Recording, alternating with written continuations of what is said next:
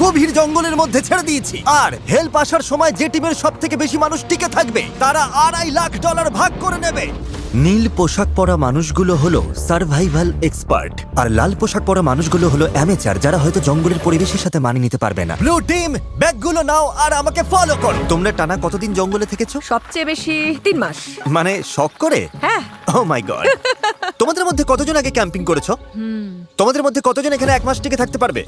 ও মাই god, ওদের অবস্থা এখনই খারাপ। আমি জানতাম যে ব্লু টিম সুবিধা পাবে, তাই খেলা শুরুর আগে আমি রেড টিমকে চ্যালেঞ্জের কথা জানাই, এমনকি তাদের দোকানেও নিয়ে যাই যাতে টিকে থাকার জন্য সব দরকারি জিনিস কিনতে পারে। ঠিক আছে, দেখাও তো কি কি নিয়েছো তোমরা। আমার কাছে দড়ি আছে, আর এই যে ফ্লোরে একটা ও, টার্প আছে। তুমি কি একেবারে 24টা জলের বোতলের প্যাকেট কিনে এনেছো? একদম ঠিক। আমি তো সোজাসুজি গিয়ে লাইটার নিয়ে নিয়েছি। স্মার্ট, ঠিক আছে। কিন্তু ব্লু টিমকে শুধু এটুকুই বলা হয়েছিল যে তারা মিস্টার বিস্টের একটা ভিডিওতে অংশ নিচ্ছে। আমি জানতাম না কি প্যাক করতে হবে, তাই যা পেরেছি প্যাক আমি করেছি। ভেবেছিলাম তোমরা আমাদের আলাস্কায় নিয়ে যাও। আশ্রয়ের জন্য আমরা জঞ্জাল দিয়ে সাধারণ ডেরা বানাবো। আমাদের শুধু ইনসিলিউশনের জন্য ভালো লেয়ার তৈরি করতে হবে। প্রায় 1 দশক ধরে আমি এসব শিখছি, তবে জিনিসপত্র জড়ো করার জন্য আমার 10 জন লোক লাগবে। তোমরা এটা বানাবে, এতে সবার মনোবল বাড়বে। আমার কথাটা বোঝা গেছে? শেষমেশ আমরা একটা বাচ্চাদের টেন্ট পেয়েছি। ভাগ্য ভালো, আমার উচ্চতা 5 ফুট 5। তোমাদের কাছে এত সুযোগ সুবিধা আছে, কি মনে হয় তোমরা ব্লু টিমকে হারাতে পারবে? হ্যাঁ, যদিও ওরা প্রফেশনাল। আমাদের কিছু যায় আসে না, আমরা আমাদের মতো প্রফেশনাল।